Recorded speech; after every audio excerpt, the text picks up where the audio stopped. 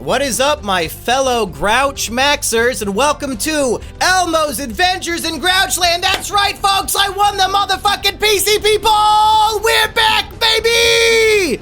Of course, I'm joined by E-Rich and Aggie. You know, I really thought I was going to win the fucking PCP poll for fucking once, but I can't have anything. Like, fucking... Well, we need to talk about Zoe this, E-Rich. grabbing my fucking blanket and ripping it. And, this is what happens. And Aggie, say something briefly before I bring up this very intense poll.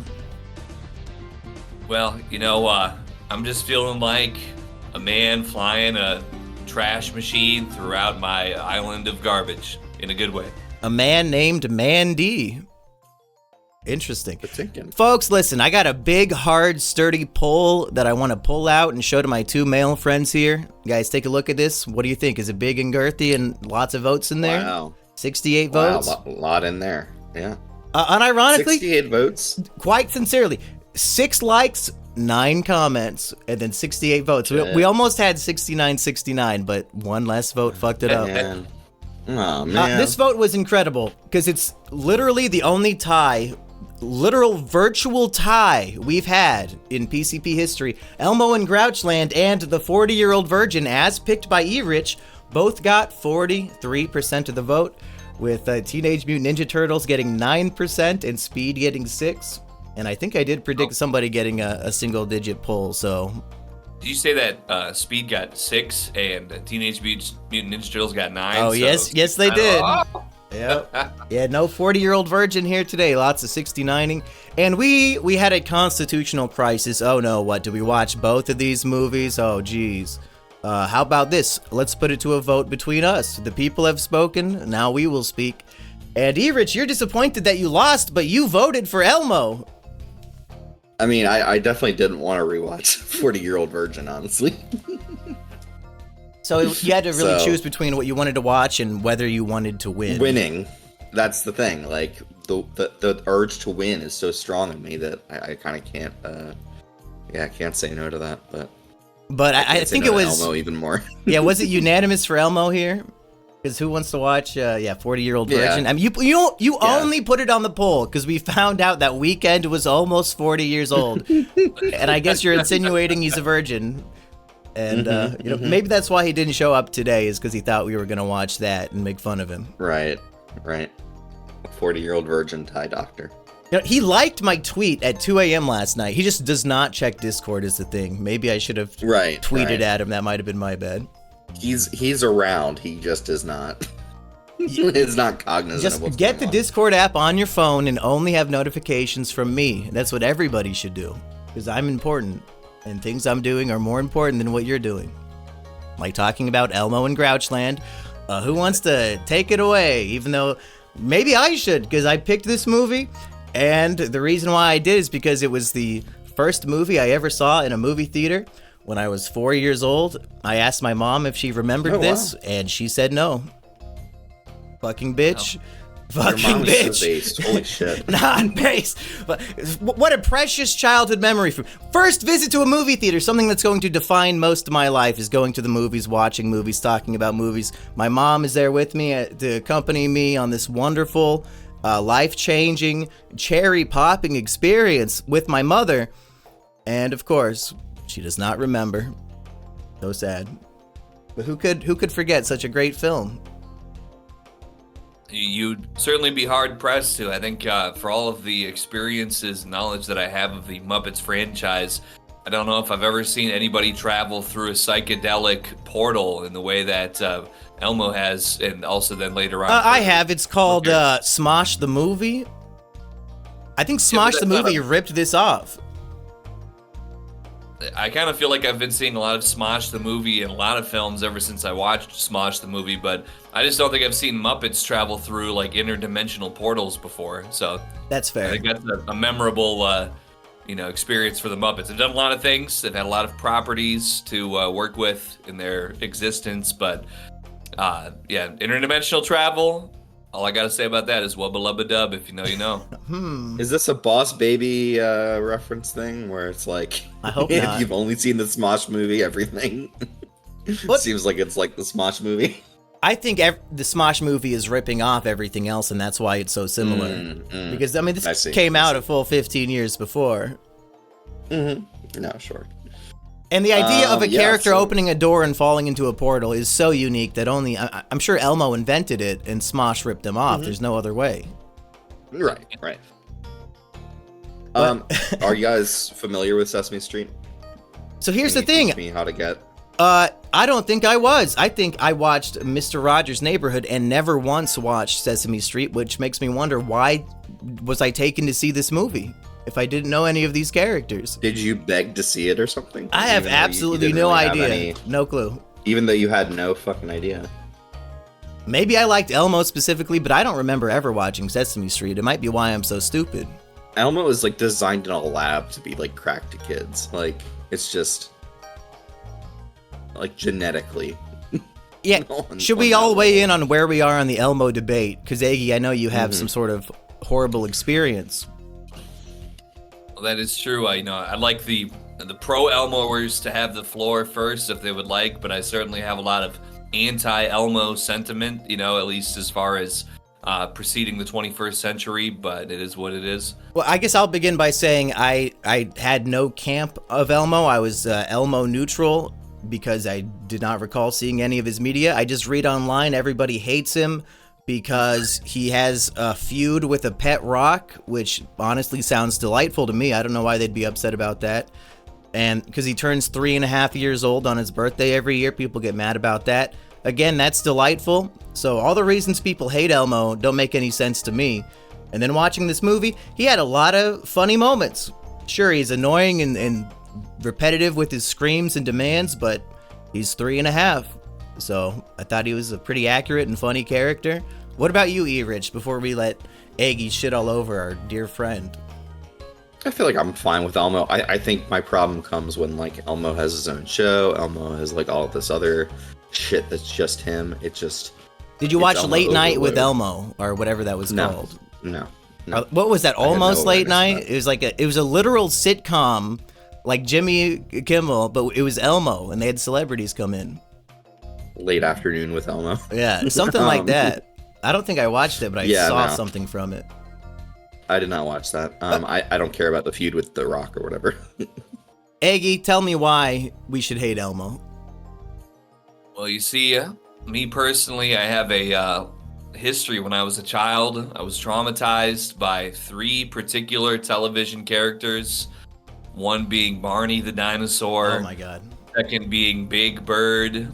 And last, possibly the most vicious, most heinous trauma that I experienced was from one Elmo. Now, to be fair, I mean, did I watch Sesame Street to some extent? Yes, I did. And I think rewatching this film now, there was just something about his eyes and his demeanor. It's sort of like what I now, as an adult, see as just a childish sort of immaturity and wonder, perhaps. I took as this feral danger, I think, when I was a small child. Like, yeah, he's a monster. He has this behavior that's so, like, fire, like, he just explode at any moment. His eyes, he doesn't have eyebrows or eyelids or anything. Some of these Muppets, they have these to kind of, like, so where they can mellow out. Elmo can never mellow. Oh, check out the letters there. I don't know what's up with that. When you say he's, like, cracked to kids, he was on crack. But see, what made it even worse is in the late 1990s, there was a toy, is what they would like you to call it. I don't know. I call it more like hell on earth, but something called Tickle Me Elmo. And so this Elmo, you put batteries in it, it would go, and it would like violently thrash back and forth. Frankly, it was horrifying. Can we hear your impression of Elmo's laugh?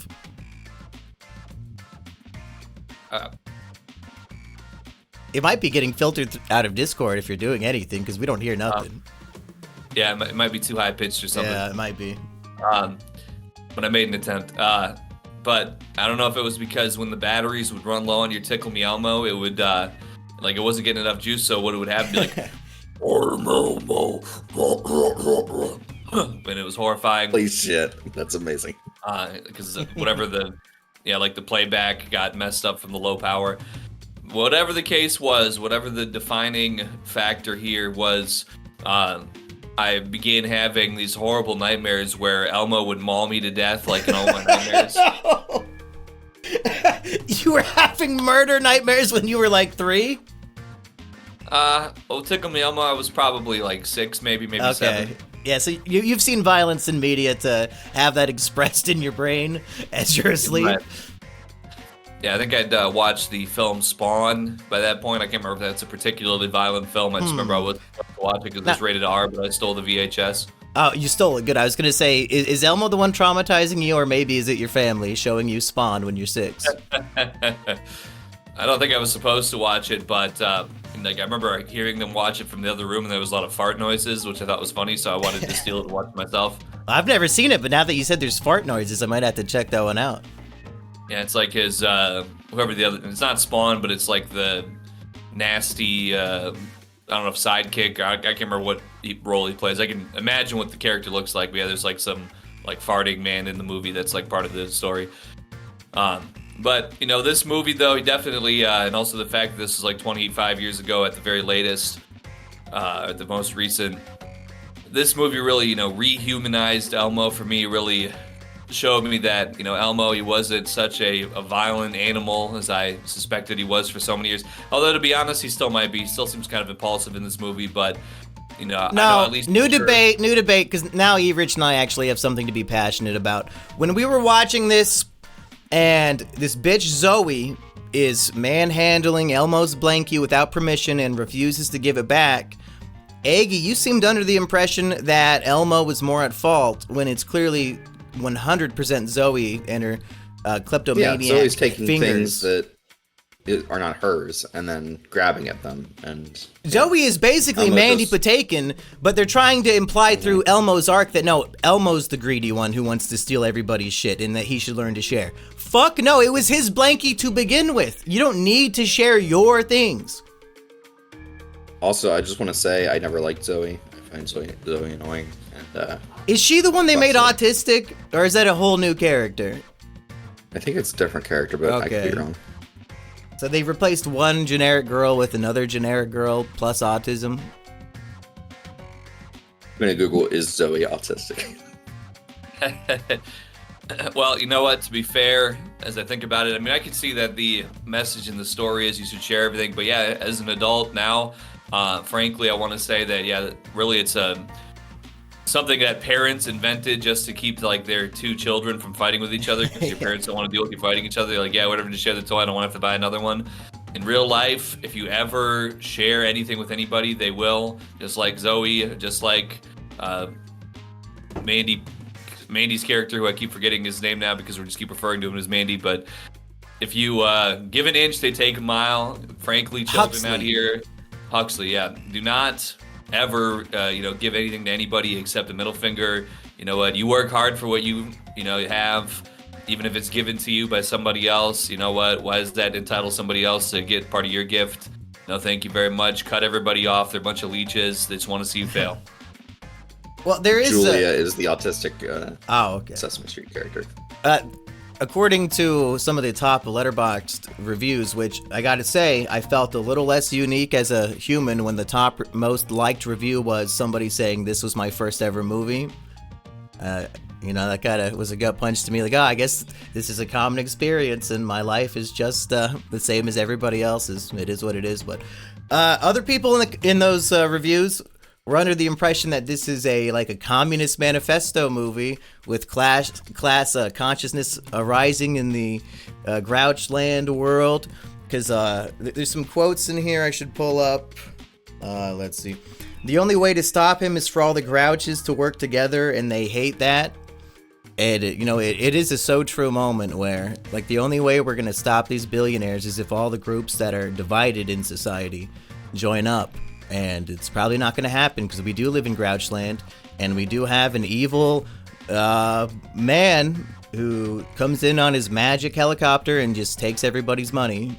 So, an incredible performance by Mandy Patinkin. Yeah. In my Letterboxd profile, I said he should have been up for the Best Supporting Actor Oscar for this role. He's simply wonderful. But so is this a story about class consciousness and sharing, and everybody should share everything? Or is it about personal property? Because at the end of the day, I still think Elmo is right. It's his blankie. He doesn't need to share his property with Zoe. And that bitch doesn't ripped it. he share it? Yeah, he does at the end. Yeah. He doesn't want to be like Mandy Patinkin, but he does not understand. He was hypnotized by, evidently, the first Miss USA or Miss Universe, who was black of all time, was in this movie, playing the Queen of Trash. And I think her song hypnotized Elmo into thinking Elmo was more like Mandy, when in fact it was Zoe. Literally, Zoe wants to steal his shit, and that's the whole point of Mandy Patinkin's character. Zoe is the inciting villain of this movie. Yeah, and Elmo, he's trying to cheer her bitch ass up because her dad won't take her to the zoo that day, so she's wandering the streets of New York as an unaccompanied minor with no father. Evidently, you can just go to the zoo alone, but no, Elmo stops and pretends to be the different animals to entertain her, and this bitch punishes him for his kindness by ripping his blankie in half. She's worse than Mandy Patinkin. Well, listen, I don't want to play the Zoe's advocate here, but I believe there's a line of dialogue that implies that she would just be borrowing it until like her dad got back or something because it would soothe her. But fuck that! Give her the right. Doesn't give her the right. No. But it's not exactly like she would have, never returned it or anything. But yeah, to be fair, I mean, frankly, what she needs is more than what a blanket can provide. Her family's abandoned her. She has a hard life. Elmo, there's nothing you can really do for her. Sometimes it's like that, folks. Don't get your favorite blanket torn in half because you're trying to help somebody that just can't help themselves. It is what it is. If Elmo was MGTOW, none of this would have happened. Fact. Elmo used to be blue like Grover, but once he took the red pill, it just all started coming together. Can we all agree that of the Sesame Street characters, Oscar the Grouch is S top tier? Absolutely. And the fact that they made a whole movie about his character archetype. And he's barely in there. And the movie evidently was the worst performing Jim Henson Studios production of all time, Aggie, is that correct? Well, I remember that it was, I think they lost $35 million or something at the box office. Let me see if I have the stats here again. So if Elmo is cracked at kids and this movie has Oscar the Grouch front and center, how did it fail so bad at the box office? Like, clearly my family supported it financially. Where the fuck were the rest of you?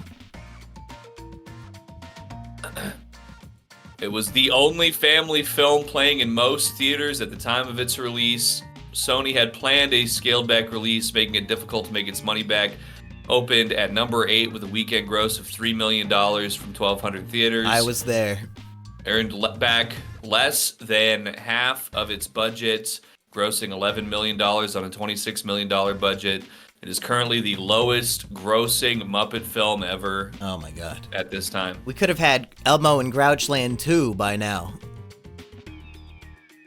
And I hate to take any of the magic away, but when I guess the first thing about the box office was that it was the only family film playing in theaters around its release, there might have been a reason why. It might have been a few people's first childhood theatrical experience because it was the only film to watch, but either way. Yeah, but just the fact that so many of these people had that experience specifically in September of 1999, like for real, we're the only generation returning to this movie, I guess, to review it. I mean, yeah, that would make sense. Nobody older is probably logging this one. Yeah, but I would have thought it was like some kind of direct to VHS. Maybe it came with like a Happy Meal or something as a toy to watch the movie. But I mean, for what it is, for the $26 million budget, I feel like all the puppet designs and the sets and stuff, I mean, it's got soul for sure. It's something that CGI could never hope to replicate. It's very soulful. And actually, to be honest, I don't know if there was really anything in the 90s that had this kind of puppetry. Not to even say that anybody could touch Jim Henson regardless, but you could have told me this was made in 1989 and I probably would have believed it. Yeah, really the only thing holding this back from being up there with the Muppets original movie that I watched recently, because I think the music is about on par. Like, there are some really genuinely good groovy songs in this Elmo movie. But the fact that the opening 10 minutes is a day in the life of Elmo and he's being as annoying as he can be to entertain the kids, I could see why adults would not want to watch this shit. Even though, yeah, like we're saying, good music, good puppetry, some fun jokes, good performance from Mandy Patinkin. I think this is a quality family film, if not for that opening bit that's going to drive people up the wall. Yeah, I would mean, agree with that. I'd agree with that. You think the music is as good as the Muppet music? I don't agree with that. You don't think so? It being as good. It's definitely a cut below, but it's pretty good. I was giving Aggie my rankings of the Muppet movie music the other day because I think my hot take is that Rainbow Connection is not that good. You know, maybe like 4th place. Yeah, but what about Moving Right Along? That's the best one. That's number 1. Yeah. and number 2 is Picture That. Can you picture that? Easy. Uh-huh. And then, what's the best song in this movie? And Elmo and Grouchland. You know, that's a tough one. Aggie, we were both grooving to a lot of these. The Welcome to Grouchland song was good. There's lots of great puns about how they love, you know, dirty things. It's like the Addams Family sort of thing. Like the Grouches are going through the car wash and they're throwing more trash onto their car. I love that. I like the guy who's selling anchovy flavored ice cream. Yes. So that was a good song. Mandy Patinkin had a great song about how he loves to steal things, and he's a great singer. It was a real banger. Oh yeah, he rules. Aggie, what did you like? Well, it's funny that E-Rich brought back up the anchovy swirl because after this interaction of two Grouches like selling the anchovy swirl, then it cuts to like Oscar the Grouch like looking throughout the jail bars. They all get arrested. Like they're coming into Grouchland to find Elmo, and they all get arrested by the police because they ask for help, which is like the only crime in Grouchland. It's illegal to ask a cop for help. But he's in the Oscar's in the jail cell poking, like, oh man, anchovy swirl, and then like the black grocery store lady or whoever like in Sesame Street comes like pats him on the shoulder, and I was sitting on the couch and I was like, oh Oscar, I got something fishy for you to lick, baby. I like that all of Elmo's human friends are elderly black people. And speaking of black, that is pretty good. You know, the Queen of Trash, Vanessa Williams, aka Miss America 1984, the first ever black Miss America. Her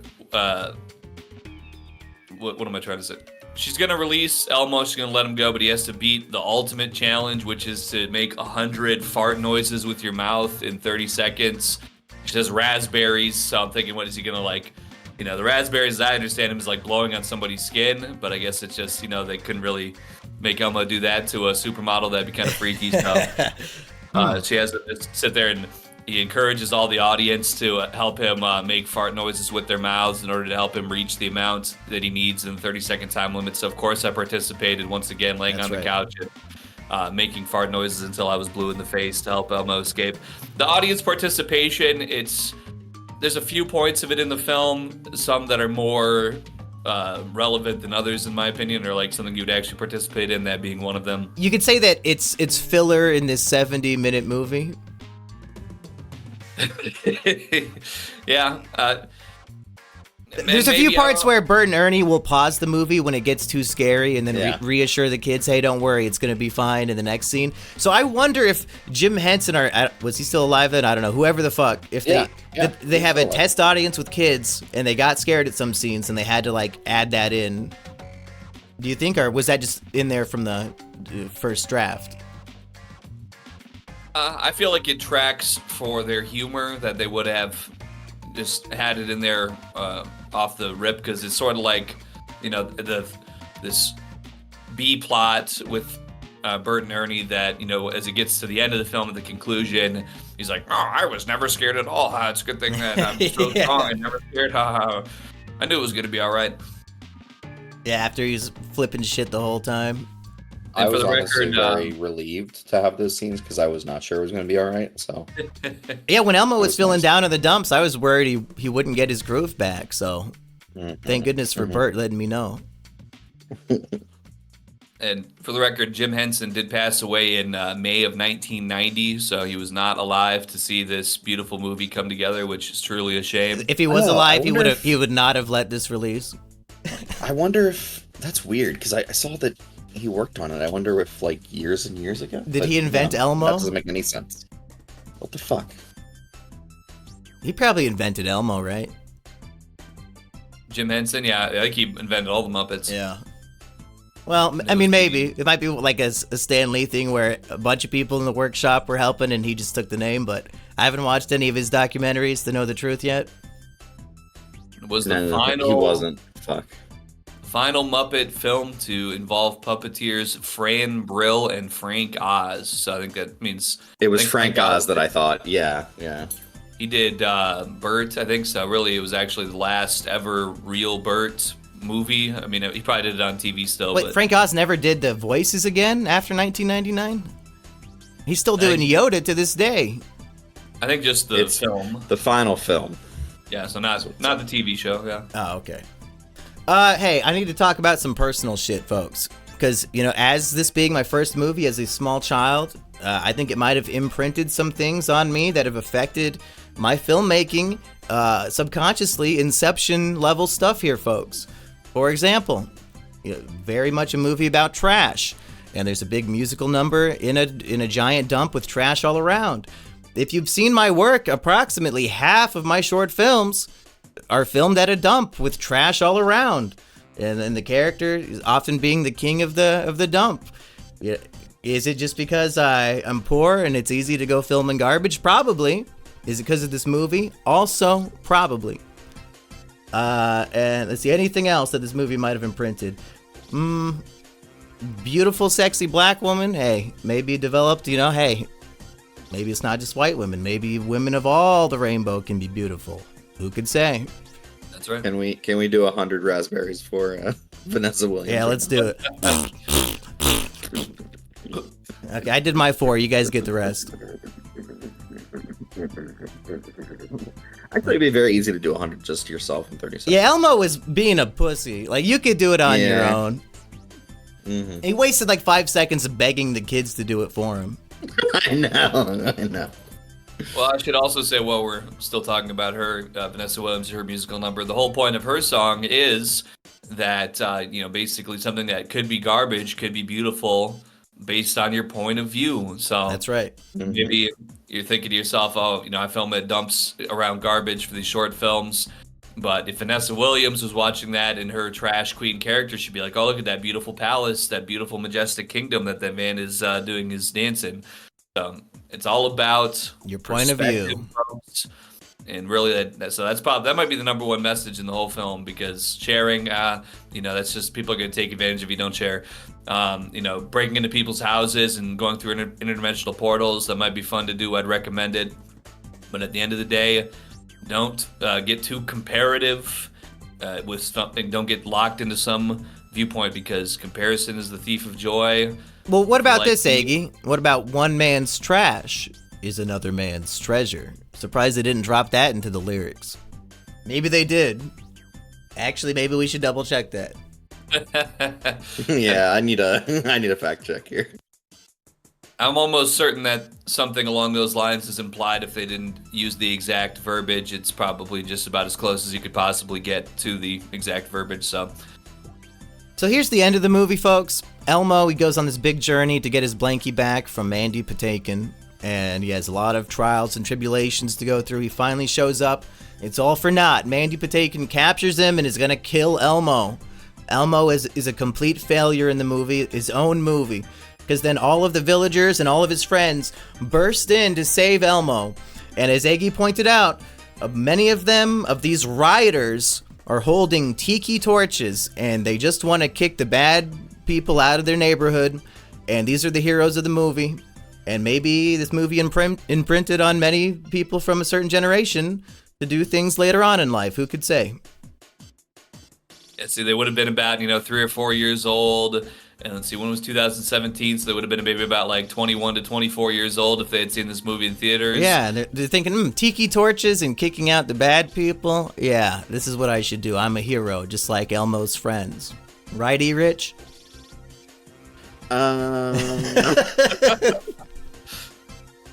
Is that not what happens in this movie, though? Yeah, it kind of does. If they didn't have like, because there's like an establishing shot where all the Grouches show up, and they like I thought like maybe they had like it was like a torch and pitchfork kind of thing, but then they kind of come into the shot from the side where they're all having like kind of a side profile and like facing off on Huxley, aka Mandy, and then it certainly looks like amateurly fashioned tiki torches. I mean, it really was quite Not the ones at Target. Not the professional wicker base. You know, that's Huxley gets trapped in a wicker basket in order for Elmo to seal his blanket back. But just amazing acting as Mandy Patinkin is like slightly struggling in this basket. Yeah, he definitely sells. You know, all these Muppets being real people. He's not doesn't at all. Doesn't give away the game. Doesn't. Yeah. And he's also wearing Misty's gym leader outfit with like this yellow undershirt and like red suspenders coming over it. So, and also a fedora, beautiful costume design. Definitely something that I would wear while living in trash myself. So, time to find the costume designer on Instagram and ask her, how did you possibly create this masterpiece? How'd you make all those tiki torches out of garbage?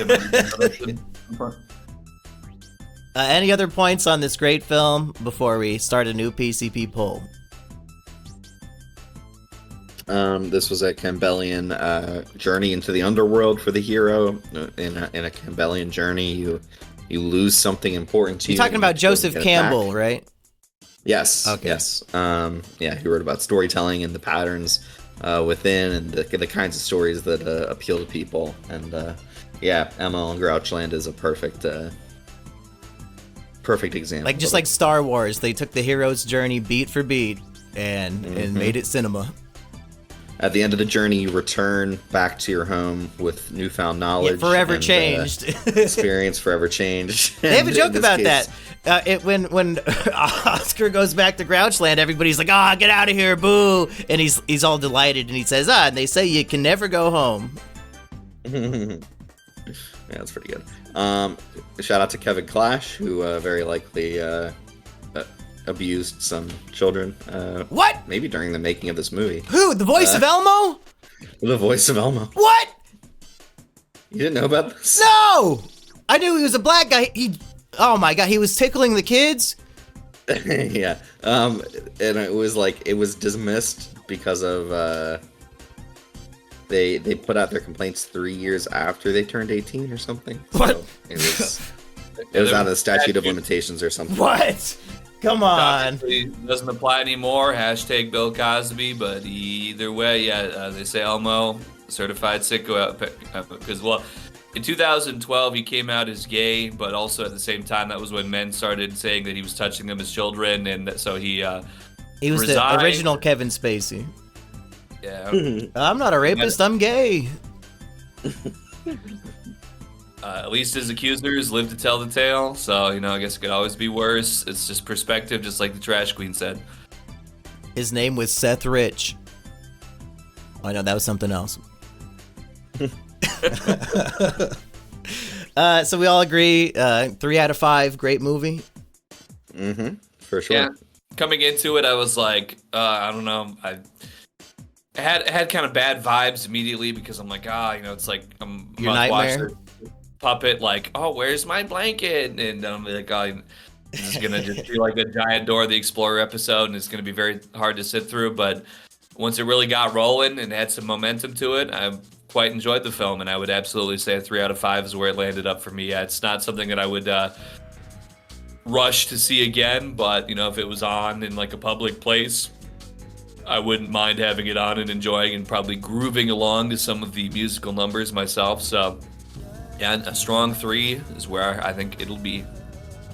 I think it is overflowing with more creativity than this movie deserves to have. There's a song in the laundromat that is like all the music is just from people like banging on the machines and like putting the quarters in the shit. So I don't know what that kind of music's called, but it was kind of cool and unnecessarily creative. So yeah, go check out Elmo and Grouchland. It's basically impossible to find. Can you even purchase this, or do they just need the one link that we had? Let's see here. In 2007, it was released on DVD as part of a double feature with Thomas and the Magic Railroad. So maybe that's on Amazon. I'm not going to go look it up, but hey, at least you know if you find Thomas and the Magic Railroad on DVD, you'll be close to finding Elmo and Grouchland. Maybe me and Baseball Sam will review that Thomas movie. He's a big fan. Do you want to read the link to the movie out loud so all the diehard fans could check out this movie? Should I redirect mysweetmonkey.com? No, mysweetelmo.com. I'm going to go to prison. What the fuck? Wait, what are you upset about, E-Rich? What do you mean? What is he talking about? Go to mysweetmonkey.com. My Sweet Monkey? Yes! It's a website which I own. It's used only specifically as a redirection URL. No, don't spoil him! Oh, oops. He needs to see what it is. Incredible. Incredible. Okay. This is incredible. There's got to be... Everybody go to mysweetmonkey.com. Yeah. Yeah, if anybody's hearing this and hasn't done that before, I'd be shocked, but I guess not everybody watches everything. Somebody ignored our last 6 months of videos and only wants to hear about Elmo, and then they just heard about that. I like the shot of your cats. So do I. I'll just say this much, folks. /movie/16112. And, if there was a new Pokemon, it might be called Cinnabee. And how would you spell that? When I look at my phone, I look at an app perhaps. So Cinnabee.app/movie/ whatever numbers you said. I don't know why you're making it so convoluted. It's not like the website owners listening to this or something, but are like the creators of Elmo. Okay, I'm not, they hit me with no fines. Okay, I'm just saying. But if you figured it out, you figured it out. If you can show me the law that says I can't share links to free shit, then I'll believe you. But we are the trash rat minded here. We are men of the people. We give them the tips and tricks to rip off the corporations, Eggy. And I don't like being so ham-fisted about it. I want to give them a direct link. I gave them a literal Google Drive link to the Biggs cut of Donnie Darko. Okay, I'm not going to be pussyfooting around with the Elmo and Grouchland movie. I'll give them the literal direct link. I don't care. I'm not afraid. Well, check the description. Fuck it. E-Rich, anything else from you before we make a new poll? Not really. Just that I've been watching a lot of Muppet movies, so it was cool to watch another Muppet movie. Does this one stack up? Yeah, I'd say so. The joke's pretty good. Well, I won this poll, so I think I'm supposed to be the first to put something on the new poll, but I don't have anything in mind. Should we have some sort of theme this month? Well, I know we just had this musical here, but as I was thinking about an hour or so ago when I got home and I was planning on figuring out what I might want to put up, I thought to myself, well, there's somebody who's in Elmo and Grouchland, and you might say as a cameo perhaps, on a painting. That would be one Mr. Elvis Presley, and I heard that he did 50 movies, so I was like, well, if I have to put something up, I want to say whatever the most critically well-received Elvis movie is, which I am not sure of because I didn't know what the idea was going to be what we were going to put up. I think when we saw the Elvis movie in theaters, we wanted to watch some actual Elvis movies, Eggy, and I think we did put on a highly acclaimed one, and I think we turned it off after about 5 minutes. I think even his best ones are unwatchable. But I think we should put it on the poll because whatever the title is will be unrecognizable, and I'll get more votes. Well, it's still going to be my number one option because it is what I had in mind. So I'll go ahead and look up here just to verify what the most well-received Elvis movie was, so I can get that real quick. You know what, E-Rich? I'm in the mood for more Tim Heidecker. So let's do Tim and Eric's $1 billion movie. Hell yeah. That's a good one. You know about Shrimp? Oh, I've seen this thing twice. I mean, okay. I was young and naive, and half the movie, the first time I saw it, I was thinking, is that actually Johnny Depp? Is that really him? What are you going to put on the poll? So last year I saw a movie, and this year it's finally being released on the services.